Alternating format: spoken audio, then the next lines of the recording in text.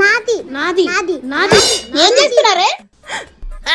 Cinema చూస్తున్నాం అత్తయ్య. మీరు ఫోన్ చూస్తున్నారు సరే, మరి నా సంగతి ఏంటి? బోర్ కొట్టి చస్తున్నా. టీవీ కొనుక్కునే గతి కూడా లేదా మీకు? గతిలాకేం కాదమ్మా, మీలాగా టీవీలో అతకపోం మేము. టైం ఉన్నప్పుడల్లా కొద్దిగా ఫోన్ లో చూసుకుంటాం అంతే.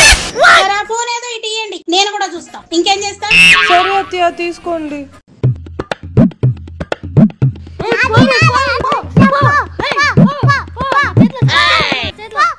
అరే ఎందుకురా ఊరికే అరుస్తారు? ఈ ఫోన్ అసలు వినబడి చావట్లేదు. ఆ చెవులో పెట్టుకునే వైర్లు ఇక్కడి పావని. సరే